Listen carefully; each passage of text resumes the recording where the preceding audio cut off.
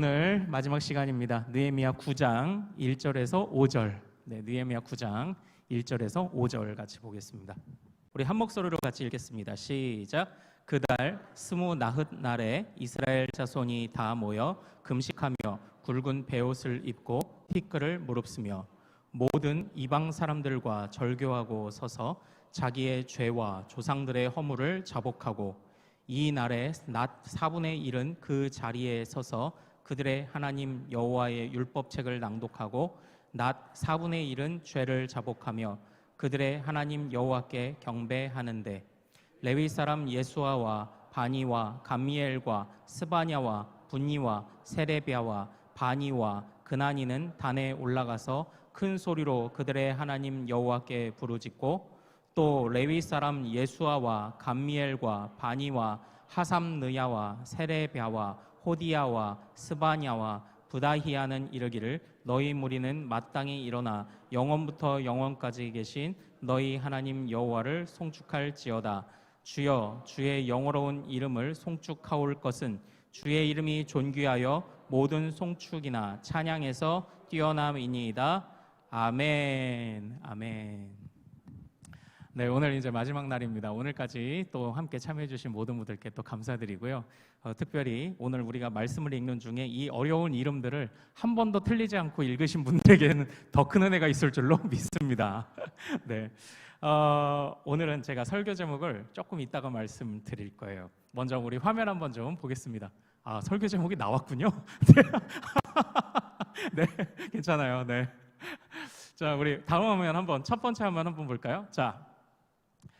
제가요, 이게 저희 이제 아내를 통해서 결혼 전에 소개받았던 책이에요. 제가 사역하던 대전중앙교회에서는 신혼부부 결혼하겠다고 오는 신혼부부에게 항상 이 책을 선물을 했습니다. 이게 뭐냐면 어떻게 하면 부부 아니더라도 이제 가족들이 아니면은 뭐 형제자매들이 정말 사랑하면서 살 수 있을까, 좋은 관계를 유지할 수 있을까에 관한 그런 책인데요. 사람마다 사랑을 느끼는 포인트가 다 다르다는 거예요. 예. 그래서 어떤 사람은요, 인정하는 말. 근데 대체적으로 남자들은 약간 요런 성향이 좀 있습니다. 예.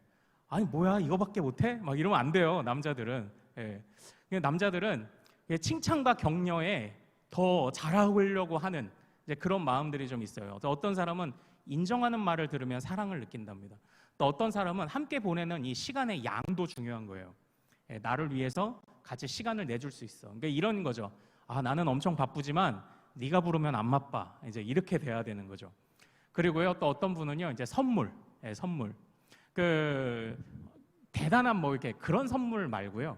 정말 그리고 요 선물이나 이런 모든 초점은요, 사실 내가 주고 싶은 게 아니라 그 사람의 마음을 읽고 하는 행동들, 그 사람이 원하는 것들을 선물로 채워주고 이제 이런 것들.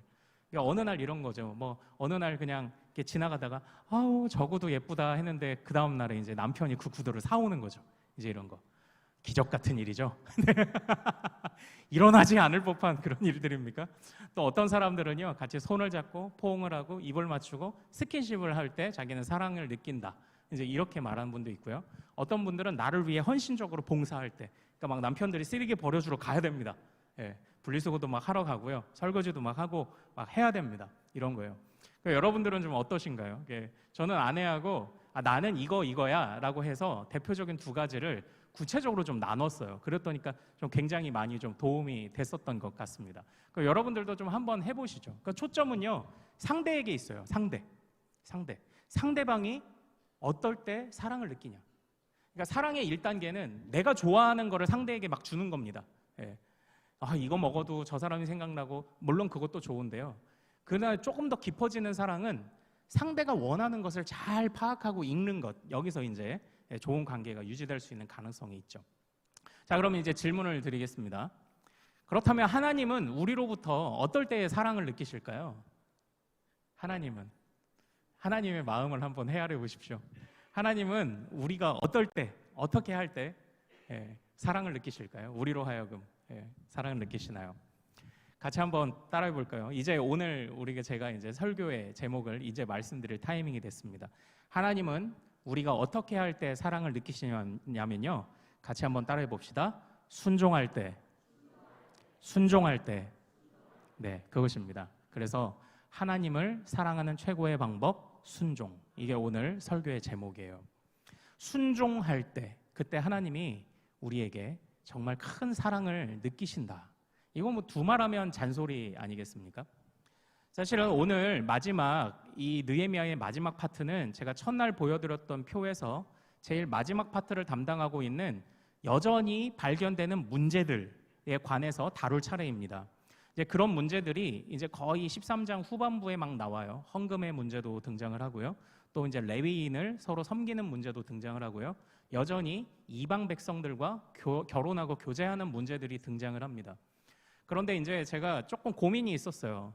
야, 이거를 헌금도 한번 다뤄야 되잖아요, 우리가요. 예, 헌금도 한번 다루고, 그리고 또 섬김에 관해서도 좀 다루고, 그리고 우리가 뭐 이방인들에 대해서, 세상 문화에 대해서 이런 부분도 다뤄봐야 되는데, 그건 시간이 너무 많이 걸리고, 이걸 전체적으로 이렇게 아우를 수 있는 그런 핵심 한 가지를 꼽는다면 뭘까?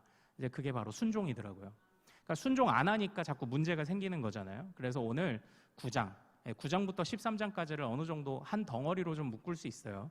이제 성전 봉헌식이고 그 다음에 백성들이 실제 어떻게 살아가느냐의 부분인데, 여기서 순종 부분만 다루면 되겠다. 그래서 제가 오늘 9장 이 말씀을 준비해 왔습니다. 그런데 순종이란 말은요, 언뜻 들으면 하나님과 우리 사이의 순종이란 말은 그렇게 이질감 있게 들리지는 않습니다. 왜냐하면 높은 분에게 낮은 사람이 순종하는 것, 이건 당연한 구도죠. 그러나 때는 바야흐로 2002년 월드컵의 열기가 한창일 때 저는 군대에 있었습니다. 그런데 우리 군대에 국군방송의 위문열차라는 프로그램이 한번 이렇게 온 거예요. 라디오 프로그램이었는데, 그래서 저희 이제 제가 사단 본부 쪽 생활을 해가지고 저희 말하자면 요 사단 본부 울타리 요 캠퍼스 안에 있는 수백 명의 병사들 중에서 대표를 뽑아가지고 노래 자랑을 했어요. 제가 2등을 했습니다. 거기서. 그래서 휴가를 받아가지고 나왔어요. 그래서 라디오에 제 목소리, 제가 부른 노래도 막 나오고 했었어요. 그런데 그때 제가 불렀던 노래가 뭐냐면 아름다운 구속이라는 노래를 불렀어요. 이 아름다운 구속이 뭐냐면 사랑에 빠지는 순간 나는 너에게 구속당했다라는 겁니다. 사실 우리가 순종이라고 말을 할 때 높은 분에게 낮은 사람이 순종함을 이야기하지만요, 사실상 이 순종은요, 하나님이 단순하게 높으신 분이기만 하다 뿐만 아니라 하나님을 사랑해서 순종하는 겁니다. 사랑하면요, 다 노예가 되는 겁니다. 사랑하면 다 나를 낮추게 되어 있어요. 예. 바로 그겁니다. 그래서요, 이 순종이라는 것이 단순하게 상하관계를 뛰어넘어 우리가 순종으로 하나님을 정말 사랑할 때, 그때 하나님도 우리에게서 정말 우리가 하나님을 사랑하는구나를 주님도 그렇게 느끼시지 않겠냐. 바로 이런 겁니다. 순종이에요. 순종. 자, 그런데요, 순종을 그럼 어떻게 이제 하면 되잖아요. 순종을 어떻게 하면 될까요? 네, 순종을 어떻게 하면 될까요? 주님의 말씀을 잘 들어야 되겠죠. 예, 맞습니다. 주님의 말씀을 잘 들어야 돼요. 그런데 오늘 이 느헤미야와 함께 이 성전 봉헌식을 위해서 이 함께 벌어지는 장면들을 보면 순종에 대해서 우리가 조금 더 좀 깊은 순종, 조금 고차원적인 순종이라고 생각해 볼 만한 그런 장면들이 이 안에 좀 힌트로 좀 드러납니다. 그래서 이제 오늘 그걸 두 가지로 좀 살펴볼 거예요. 자, 보통 순종하면은 말씀을 잘 따름 이렇게 되어 있잖아요. 그런데 자, 첫 번째 한번 같이 생각해 봅시다. 같이 한번 따라해 보죠. 같이 한번 잠시만요. 네네. 같이 한번 따라해 보겠습니다. 회개가 순종이다. 회개가 순종이다. 네, 이거예요. 첫 번째, 이 느헤미야 9장이 주고 있는 순종의 조금 고차원적이고 깊은 차원은요, 바로 회개입니다. 회개. 회개가 왜 순종일까요? 회개가 왜 순종입니까? 말씀에 반응한 것이기 때문에 그래요. 차근차근 하나 먼저 살펴보죠. 자, 우리 9장 1절로 가서 우리 9장 1절과 3절을 한번 읽어보겠습니다. 자, 시작. 그달 29날에 이스라엘 자손이 다 모여 금식하며 굵은 베옷을 입고 티끌을 무릅쓰며 3절. 이날에 낮 4분의 1은 그 자리에 서서 그들의 하나님 여호와의 율법책을 낭독하고 낮 4분의 1은 죄를 자복하며 그들의 하나님 여호와께 경배하는데 아멘. 이렇게 되어 있죠. 그 달, 그러니까 우리가 어제 살펴봤던 그 말씀과 같이 일곱째 달일 겁니다. 특별히 이스라엘 절기로서 일곱째 달은요, 초막절이 있고요. 그리고 또한 속죄일이 있어요. 대속죄일. 하나님 앞에 회개하는 달입니다. 그런데 오늘 이때에 모인 백성들이 어떤 행동들을 하고 있는지 한번 보십시오. 금식을 하고요, 굵은 베옷을 입고 재를 티끌을 뒤집어 쓰고 있습니다. 이건 전형적인 성경에서 볼 때 회개의 장면이죠. 그리고 3절 말씀 보십시오. 율법책을 4분의 1은 낭독한 걸 듣죠. 그러면 또 다른 4분의 1은 어떻게 했다? 들은 만큼 회개합니다. 여기서 우리가요, 회개가 왜 순종이냐면요, 말씀을 제대로 듣고 받아들이는 자는 회개하게 되어 있거든요. 이걸 생각해야 됩니다. 말씀을 듣는 자는요, 회개가 그 첫 번째 반응일 수밖에 없어요. 왜냐? 어제 우리가 살펴봤던 것처럼 말씀은 하나님이 자신을 드러내신 거기 때문입니다. 하나님을 만난 자는 그 하나님의 그 높으신 위엄에 압도될 수밖에 없어요. 그래서 말씀 앞에 첫 번째 반응이 회개여야 한다라는 거예요.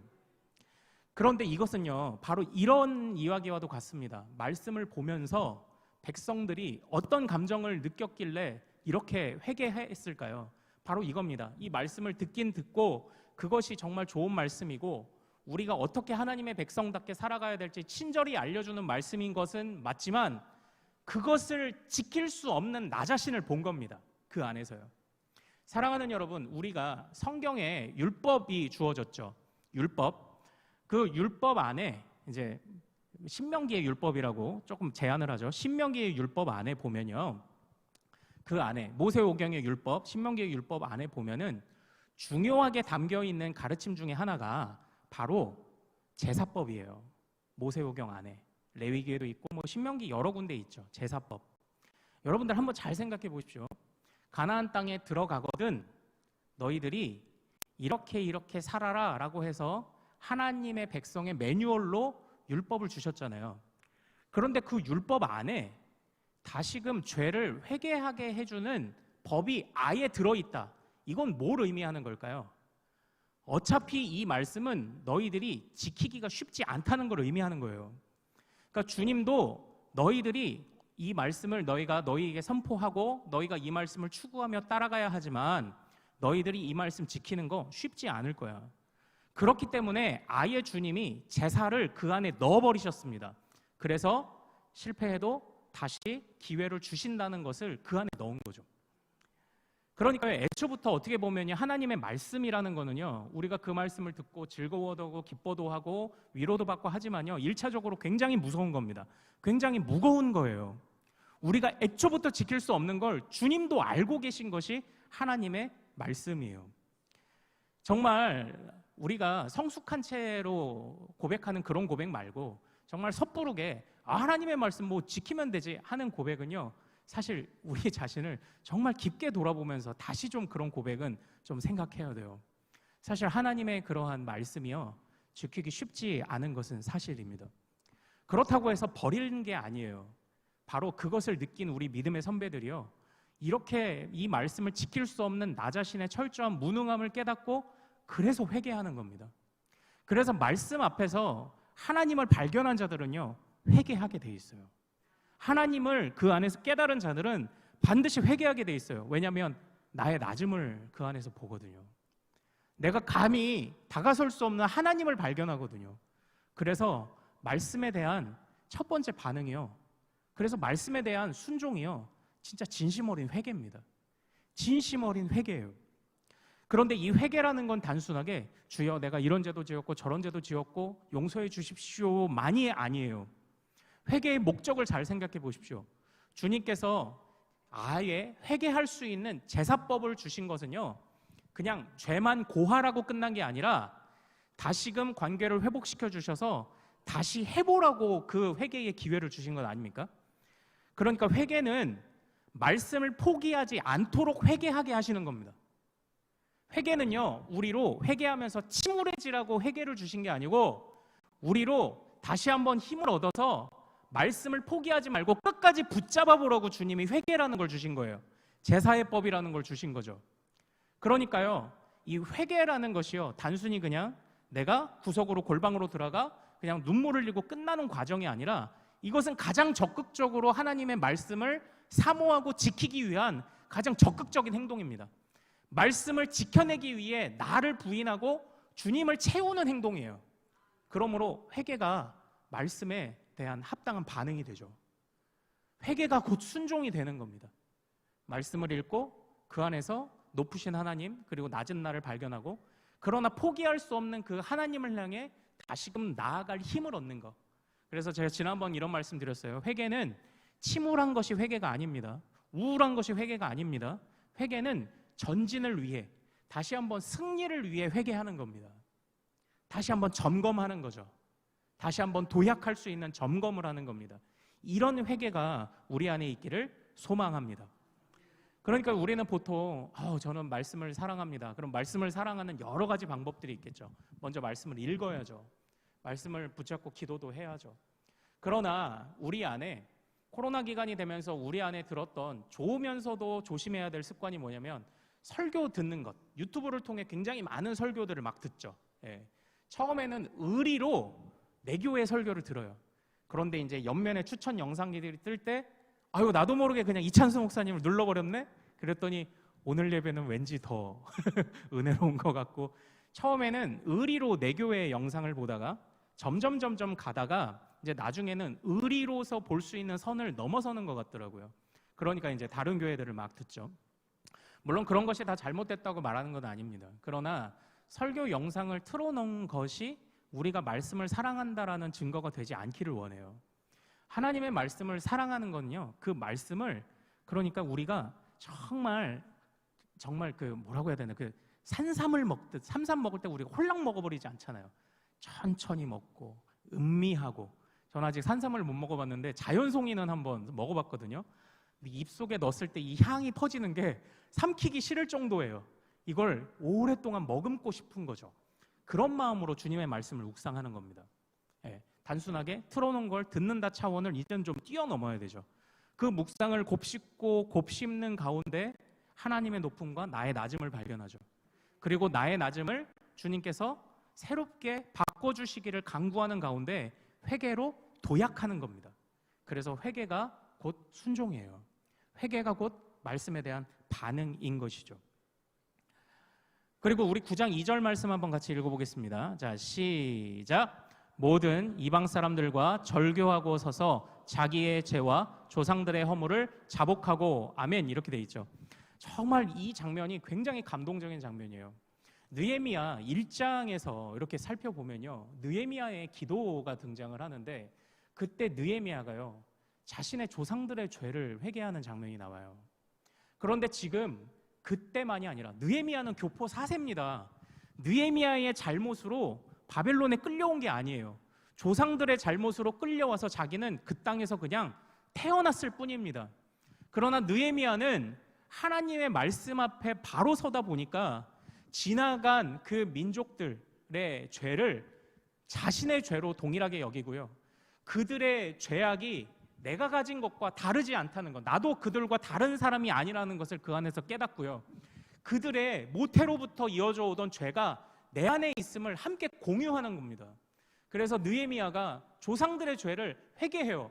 그런데 지금 이 성벽이 완공되고 말씀이 세워진 이후에 모든 백성이 자기의 자신의 죄뿐만 아니라 조상의 죄를 느헤미야와 같이 지금 고백하고 있어요. 정말 이런 감동적인 일들이 일어나죠. 그리고 절연하게 끊죠. 이방인들과 이제 접촉하지 않기로 합니다. 사실 에스라가 이제 느헤미야보다 13년 전에 먼저 왔잖아요. 근데 느헤미야 이전에 에스라가 고민하던 심각한 문제 중에 하나가 뭐냐면 바로 이방인과의 결혼 문제였습니다. 그래서 이 에스라가 얼마나 그것에 신경을 썼고 그리고 후대에 본보기를 보여주고 싶었냐면 아예 이방인과 결혼한 사람들의 명단을 에스라서에 넣어버렸어요. 기록을 해버렸어요. 이름을. 그러니까 그 안에서 내 조상의 이름이 발견되면 얼마나 수치스럽습니까? 그럼에도 불구하고 이토록 에스라가 경계했던 게 이방인과의 접촉이었어요. 그런데 지금 그들을 거부하는 이 모든 백성들의 결단이 일어나는 겁니다. 유턴은 우리가 유턴할 때 유턴하고 싶다라는 감정이 유턴이 아니죠. 유턴 핸들을 꺾어서 180도 돌아가야 유턴이죠. 마찬가지로 회개도 그렇습니다. 회개한 것 같아, 용서받은 것 같아라는 느낌이 아니죠. 돌이킴입니다. 돌이킴. 거기까지 나아가야 우리가 참으로 하나님의 말씀에 순종하는 회개로 나아가게 된다. 회개가 곧 순종이다. 순종이 곧 회개예요. 이것이 오늘 이 느헤미야와 백성들이 보여주는 고차원적인 순종의 첫 번째 단계입니다. 그러니까 순종하면은 그냥 뭐 이전 일이야 어쨌든 그냥 말씀에 따라가면 되지. 아닙니다. 말씀을 따르기 위해 자기 부인이 필요합니다. 철저한 자기 부인. 하나님 앞에서의 자기 부인이 필요한 거예요. 지금 그걸 이야기하는 겁니다. 거기서부터가 진짜 말씀에 대한 순종이라는 거예요. 거기서부터가. 자, 그리고요, 이제는 두 번째로 한번 좀 보겠습니다. 우리 같이 한번 따라해 보겠습니다. 자, 시작. 찬양이 순종이다. 같이 한번 따라해 보죠. 네, 다시 한번. 찬양이 순종이다. 네, 바로 이겁니다. 그 다음에 이스라엘 백성들이 어떻게 순종을 보이냐 봤더니 찬양을 합니다. 우리도 찬양을 참 많이 하고 좋아하죠. 그냥 틀어놓기도 좋아하고요. 찬양을 들으면서 위로받기도 좋아하고요. 찬양이라는 것을 보면요, 이게 성경의 말씀을 한번 묵상하고 그리고 그것을 자신의 감정으로 녹여낸 것, 어떤 굉장히 문학적인 작품과 같죠. 참 저는 이 가사, 찬송가 가사를 좋아합니다. 주의 은혜 사슬되사 나를 굳게 매소서. 어떻게 이런 가사를 지을 수 있을까? 정말 놀라게 되는 그런 찬양들이 많죠. 자, 그러나 여기서는 단순하게 듣기에 좋은 찬양을 말하는 것만은 아닙니다. 자, 여기서 우리는 우리 9장 4절과 5절을 읽어야 합니다. 같이 한번 읽어보겠습니다. 시작. 레위 사람 예수아와 바니와 감미엘과 스바냐와 분니와 세레비아와 바니와 그나니는 단에 올라서서 큰 소리로 그들의 하나님 여호와께 부르짖고 또 레위 사람 예수아와 감미엘과 바니와 하삼느야와 세레비아와 호디야와 스바냐와 부다히야는 이르기를 너희 무리는 마땅히 일어나 영원부터 영원까지 계신 너희 하나님 여호와를 송축할지어다. 주여 주의 영화로운 이름을 송축하올 것은 주의 이름이 존귀하여 모든 송축이나 찬양에서 뛰어남이니이다. 아멘. 이제 그렇게 백성들이 낮에 4분의 1은 말씀을 듣고 4분의 1은 회개하고 있는데 그때 레위인의 어떤 무리가 나와서 하나님을 향해 자신들도 회개하고 자복하며 소리치다가 찬양하는 장면이 이제 그 다음 장면에 나와요.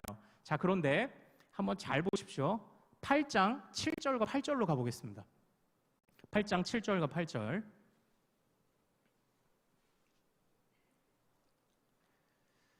자, 같이 읽겠습니다. 시작.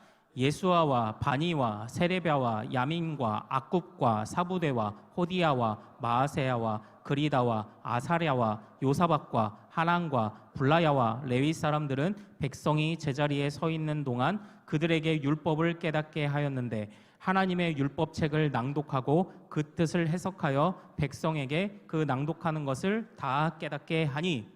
자, 어제 우리가 살펴본 말씀에서요, 제사장들이 서서 하나님의 말씀을 새벽부터 정오까지 듣는 백성들 사이사이를 다니면서 남녀노소 할 것 없이 이해하지 못하는 사람이 없도록 자세하게 가르쳐주는 장면이 어제 이제 등장을 했죠. 그런데 우리가 읽은 9장의 말씀과 이 8장에 나와 있는 레위인들의 이름을 비교해 보세요. 100% 일치하는 것은 아니지만 그때에 백성들에게 말씀을 가르쳤던 자들이 9장으로 와서는 지금 찬양을 하고 있는 겁니다. 그들이 지금 찬양을 하고 있는 거예요. 그러니까 제가 여기서 힌트를 얻은 겁니다. 남은 다른 사람을 가르칠 수 있고 그 사람들에게 권면할 수 있을 정도의 말씀에 가장 강력한 깊이를 가진 사람들이 지금 나와서 하나님 앞에 자발적으로 찬양을 하고 있다는 겁니다. 여기서 좀 우리가 얻을 힌트가 있지 않습니까? 말씀에 대한 순종, 그것은 곧 찬양이에요. 단순하게 곡조를 말하는 것만 의미하는 것은 아니에요. 제가 이제 찬양이 성경 안에서 어떤 신학을 가지고 있는지 잠깐 말씀을 좀 드릴게요. 그 홍해를 건넜을 때 모세가요, 이제 출애굽기에 보면 홍해를 건넜을 때 모세가 그 성경 안에서 이렇게 줄 맞춰서 쭉 기록되다가 잠깐 한 칸 안으로 들여쓰기 하는 부분들을 보면 누군가의 말을 인용했거나 아니면 찬양이나 시가 등장하는 장면에서 이렇게 살짝 들여쓰기가 되어 있어요. 그때 모세의 노래가 등장합니다. 여호와를 찬양하리로다 말과 그 탄자를 바다에 던지시며 그는 용사이시니 그의 이름이로다. 이렇게 노래를 불러요. 자, 그리고요 시편에서 보면은 할렐루야 여호와를 찬양하라 라고 말하면 항상 여호와는 누구누구이시기 때문에, 우리말에서는 때문에라는 단어가 잘 나타나지 않습니다. 근데 헬라어하고 영어로는요 because,나 아니면 히브리어의 키라는 이 전치사가 항상 들어가요. 그러니까 찬양이, 성경이 말하는 찬양은 뭐냐면요 사실 감탄사와 같습니다.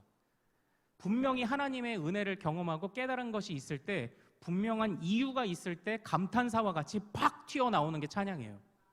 그냥 이게 남들이 부르니까 따라 부르는 그런 찬양 아니고요, 그냥 이렇게 흥얼거리기 좋아서나 선율이 좋아서의 문제가 아닙니다.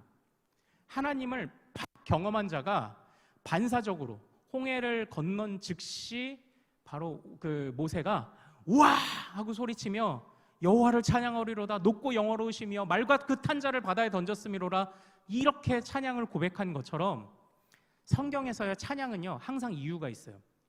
우리가 하나님 앞에 진짜 찬양을 제대로 드리고 있느냐를 살펴보면요, 내 안에 어떤 이유로서 내가 찬양하는지를 점검해 보면 내 찬양이 하나님 앞에 받으실 만한 찬양인가가 드러납니다. 물론 항상 기쁠 때만, 놀라운 일이 있을 때만 찬양하는 건 아니죠. 시편 안에는 애가도 있으니까요, 슬픔의 곡도 있으니까요. 그러나 그 하나님을 간절히 찾기를 열망해서 그 하나님을 만나기 원하고 또 만난 자의 감탄으로서 나오는 게 찬양인데요, 오늘 레위인들이 그걸 하고 있는 겁니다. 하나님의 말씀을 가르치는 자들이 가르치기만 하고 말빨만 좋게 하는 자가 아니라 그들은 또 말씀을 듣는 자였어요. 그래서 낭독되는 말씀을 듣고 자복하고 회개하다가 하나님을 부르짖다가 결국 그들은 하나님을 찬양하는 데까지 나아가는 겁니다. 하나님을 찬양할 수밖에 없는 이유를 그 안에서 발견했거든요. 그들이 발견한 찬양의 이유가 뭐냐면요, 우리 9장으로 다시 돌아와서 9장 6절 한번 읽어보겠습니다. 자, 9장 6절 시작. 오직 주는 여호와시라. 하늘과 하늘들의 하늘과 1월 성신과 땅과 땅 위의 만물과 바다와 그 가운데 모든 것을 지으시고 다 보존하시오니 모든 천군이 주께 경배하니이다. 그들이 하나님께 찬양을 올려드린 이유는 무엇입니까? 바로 그 하나님이 전능하신 하나님이에요. 창조주이신 거예요. 자, 6절을 다시 한번 봅시다. 주님을 뭐라고 부릅니까? 오직 주는 여호와시라 이렇게 부르죠. 여호와시라 이렇게 부르죠. 자, 여호와란 이름의 뜻이 무엇입니까? 스스로 있는 자. 모세에게 자신을 계시하실 때 나는 여호와다 이렇게 말씀을 하셨죠. 스스로 있는 자입니다. 즉 아무도 그분을 만든 적이 없습니다. 그분이 처음입니다. 그분은 창조주이십니다. 그분은 원하시는 모든 것을 하실 수 있는 분이에요. 지금 레위인들이 이걸 깨달았습니다. 그러나 이것만이 그들의 찬양하는 이유의 전부가 아니었어요. 우리 9장 7절 8절 우리 같이 한번 읽어보겠습니다. 자, 시작. 주는 하나님 여호와시라. 옛적에 아브람을 택하시고 갈대아 우르에서 인도하여 내시고 아브라함이라는 이름을 주시고 그의 마음이 주 앞에서 충성됨을 보시고 그와 더불어 언약을 세우사 가나안 족속과 헷 족속과 아모리 족속과 브리스 족속과 여부스 족속과 기르가스 족속의 땅을 그의 씨에게 주리라 하시더니 그 말씀대로 이루셨사오매 주는 의로우심 이로소이다. 아멘. 여기서 8절에 씨라는 표현이 나오죠. 지금 사실 그 느헤미야도 그렇고요, 에스라도 그렇고 중요하게 등장하고 있는 것 중에 하나가 족보가 등장을 해요. 족보. 제가 이걸 이제 이번 주일에도 좀 설명을 드릴 텐데요. 족보를 통해서 볼 수 있는 건요, 하나님의 백성이 이렇게 어려운 중에도 이렇게 많이 남아 있었던 거예요. 하나님이 이렇게 번성하게 해주신 거예요. 여기서 이 씨의 약속이 이루어진 거죠. 내 몸에서 날 너의 씨가 하늘의 별과 바다의 모래같이 많게 하셨다는 그 약속이 이루어진 겁니다. 자, 그런데 한번 잘 조합해 보십시오. 9장 6절에서는 여호와 하나님은요, 여호와예요. 여호와. 즉 창조주이시고요, 전능하신 하나님이에요. 어떻게 보면 범접할 수 없는 멀리 계신 하나님이죠. 그러나 7절과 8절에서 말씀하는 하나님은 어떤 분이십니까? 멀리 계신 줄 알았던 하나님이 나에게 오신 거잖아요. 멀리 계신 줄로만 알았던 하나님이 사실은 가까이 계셨구나를 느끼게 해준 겁니다. 바로 그 하나님은 찾아와 부르시고 이끄시고 언약을 주신 하나님이시기 때문이에요.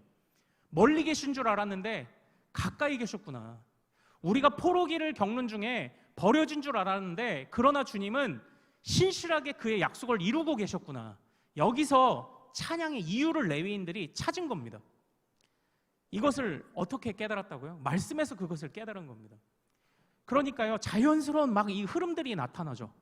말씀을 통해서 전능하신 하나님을 깨닫고요. 그러나 멀리 계신 하나님만이 아니라 가까이 계셨던 하나님을 깨닫는 거죠.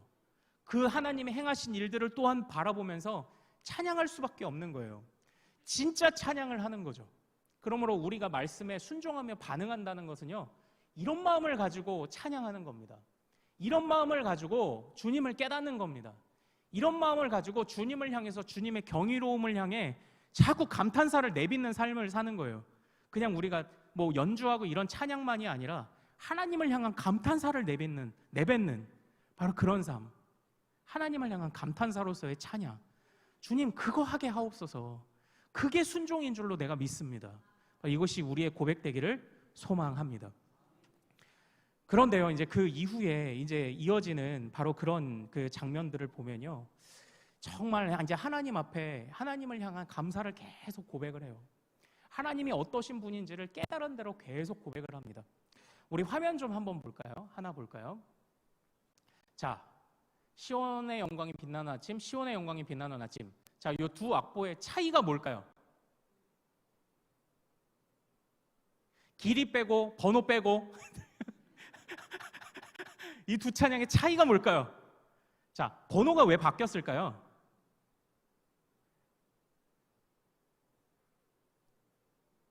요즘 우리가 사용하는 찬송가를 보면 가로 열고 통일 찬송가 몇 장 이렇게 써 있죠.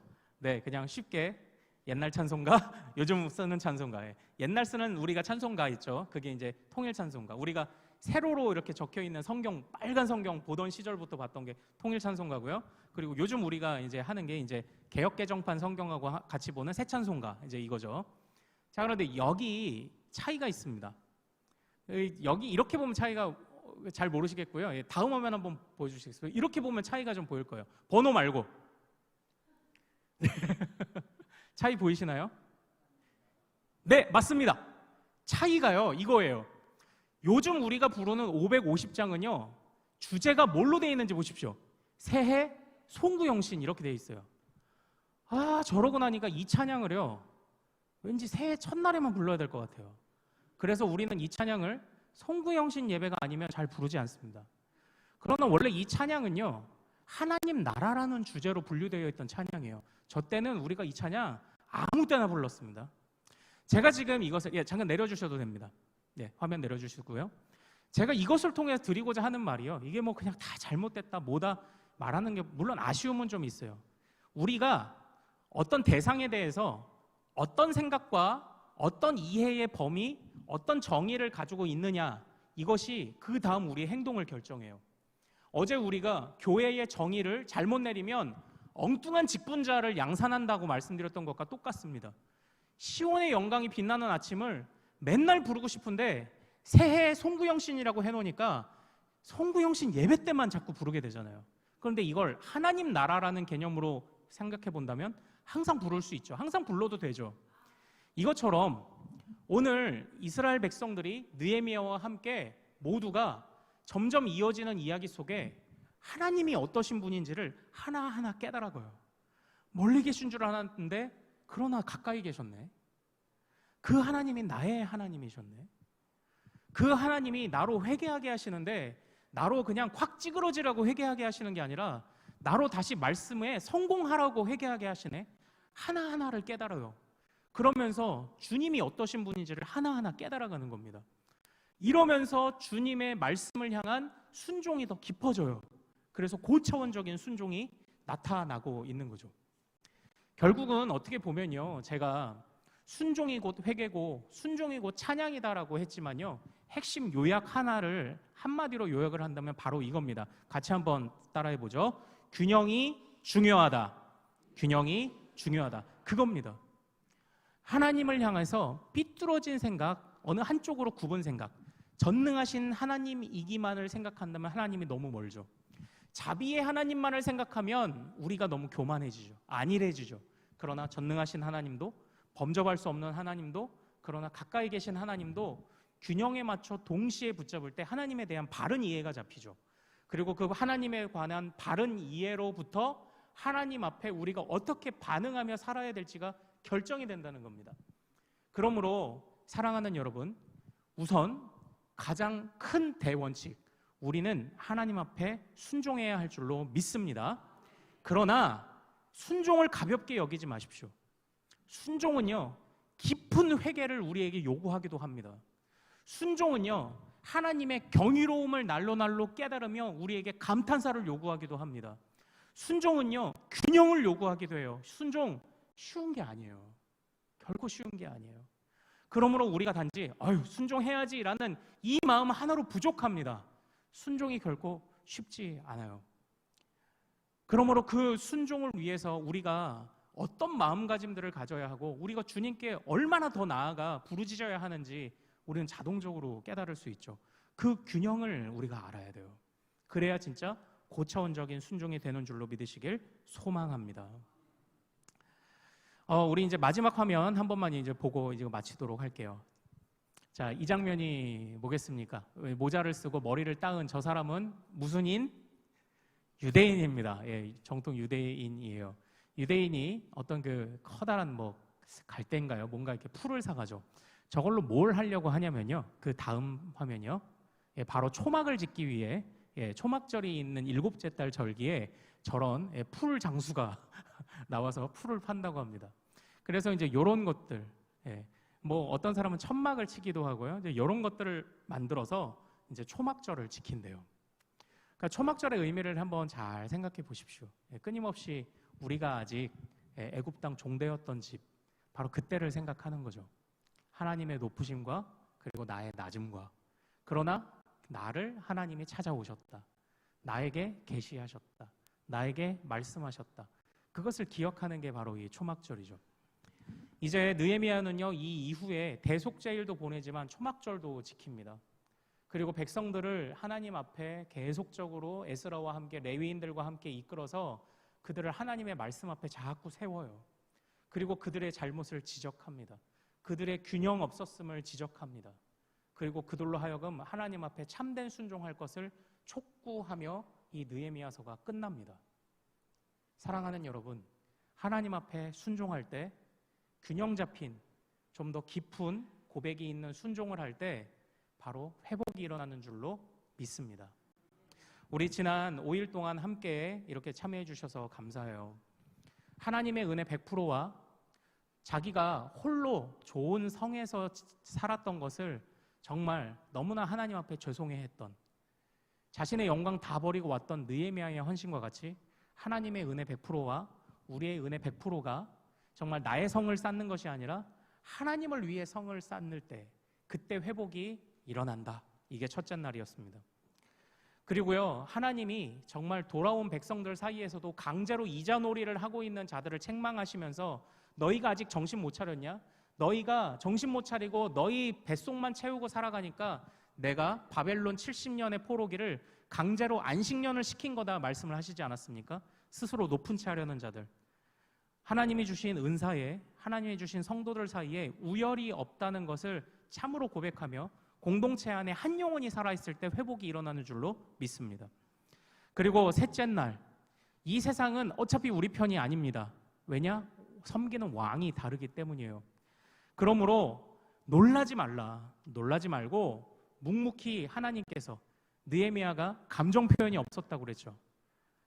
느헤미야가 막 자기를 죽이러 온다고 하는 그런 위협이 있었어도 감정이 동요하지 않고 그냥 묵묵히 가서 돌 쌓고 했다고 말씀드렸죠. 동요하지 말고 놀라지 말고 주님이 맡기신 일을 그냥 그 하루에 묵묵히 감당할 때 그때 회복이 일어나는 줄로 믿으시길 소망합니다. 또한 교회의 핵심은 말씀입니다. 말씀을 사랑할 때 회복이 일어나는 줄로 믿습니다. 또한 오늘 하나님을 사랑하는 최고의 방법, 순종. 그러나 가볍게 고백하는 순종, 말만 하고 쓰러질 순종이 아니라 깊은 곳에서 우러나오는 그 순종, 회개도 찬양도, 하나님을 향한 경이로움도, 나와 함께 계신 하나님을 향한 감사와 기쁨의 눈물도, 이것이 어우러지는 고차원적인 순종을 할 때 그때 회복이 일어나는 줄로 믿습니다. 바로 이 말씀들을 잘 기억하시기를 소망해요. 느헤미야를 5번으로 보는 것은 어떻게 보면 굉장히 훅훅 넘어간 거죠. 그러나 이 말씀을 꼭 읽고 묵상하시며 제가 못 본 것을 여러분들이 또 발견해 주십시오. 제가 못 본 것을. 그러면서 그 은혜를 또 서로 나누고 그때 하나님이 어떻게 회복을 이끌어가는지를 또 함께 기도하고, 그것이 곧 우리의 역사가 되고 우리 교회의 역사가 되기를 함께 간구하는 우리 큰숲의 모든 가족들 되시기를 소망합니다. 우리 같이 좀 찬양하죠. 내 평생 사는 동안 주 찬양하리. 여호와 하나님 내 주를 찬양하리.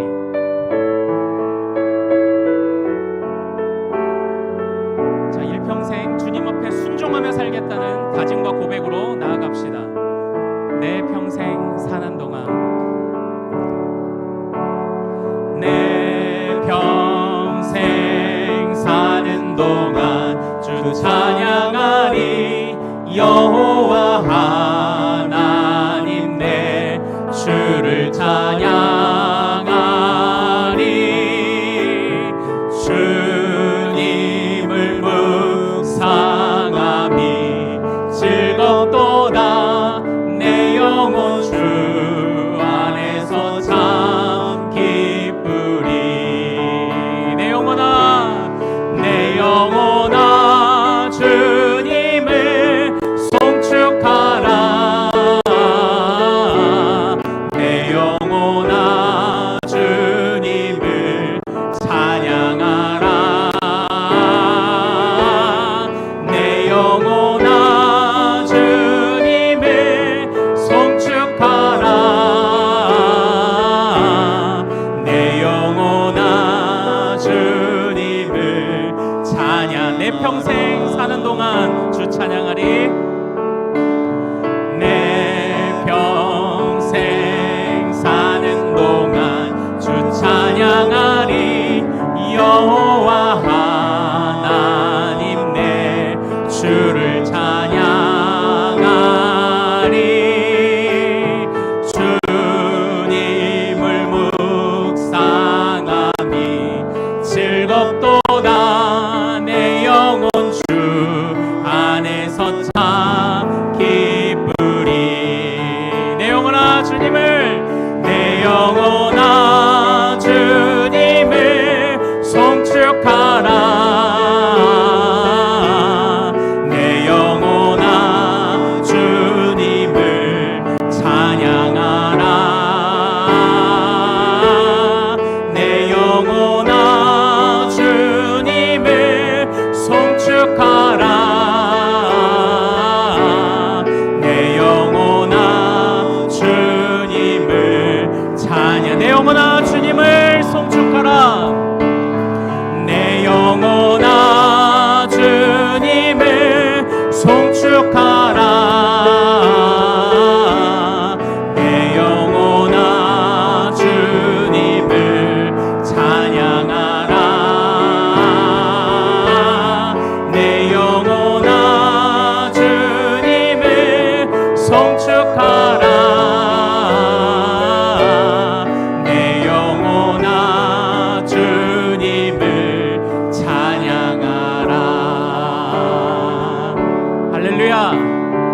일평생 무슨 일이 있던지 주님 찬양하며 주님과 함께 한 길만 걷는 우리 큰숲의 가족들 되시기를 소망합니다. 자, 우리 좌우분들하고 한번 이렇게 인사할까요? 회복을 기도하겠습니다. 네, 우리 5일 동안 참여해 주셔서 감사드리고요. 나가실 때 주스 간식도 하나씩 받아가시고 출석표도 제출해 주시고 가시면 좋겠습니다. 자, 우리 바로 합식 기도로 들어가죠. 충분히 기도하시고 자유롭게 귀가하시기를 소망합니다. 주여 말씀 받게 하옵소서. 기억하게 하옵소서. 그대로 느헤미야의 회복을 우리에게 허락하여 주옵소서. 우리 가정에, 우리 교회에, 내 영혼에, 나의 자녀들의, 우리 이거 부르짖으며 기도로 간절히 나갑니다. 주여 3번 부르짖고 기도합니다. 주여!